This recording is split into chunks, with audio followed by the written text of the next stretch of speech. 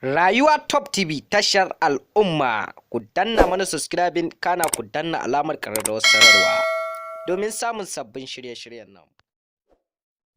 Qalu inna lillahi wa inna ilaihi raji'una. Haba, da Allah mai saurare ka duba ka ga yadda wannan shugaban 'yan ta'adda Bello Turji yake cin mutuncin mata, da yadda in ya sato mata daga garuruwan su baya mayar da su, wasu daga cikin su sai dai ya musu ciki, wasu kuma ya musu fyaɗe. Inna lillahi wa inna ilaihi raji'una. Allah ya kawo ƙarshen wannan ɗan bindiga a ƙasar Najeriya. Wasu daga cikin mutanen ƙasar Najeriya suna kokawa kan yadda aka shiru aka kyale wannan ɗan ta'adda.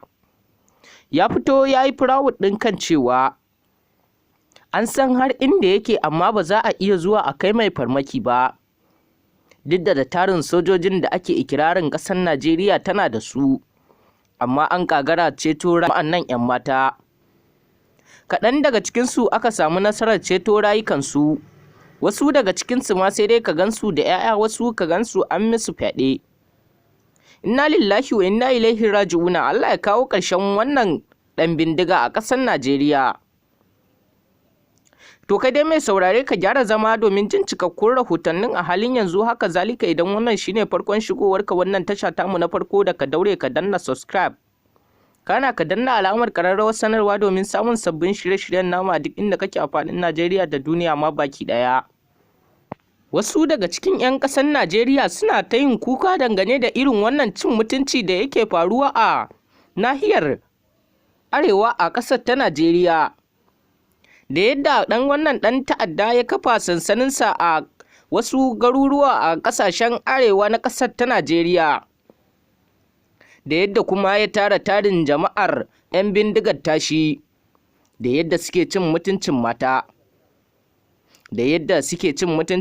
da ƙananan yara. Shi kuma ya yi ikirarin kan cewa baya cin mutuncin mata, amma kuma ƙarya ne. Sai ka ga ya sace 'yan mata da yawa a garuruwansu, kuma ka je ka tarar ya yi musu ciki, wasu kuma ƙananan yaran an musu fyaɗe.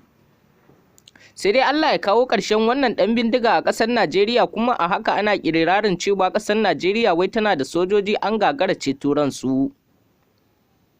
Gaskiya dai ƙasar Najeriya akwai gyara sosai.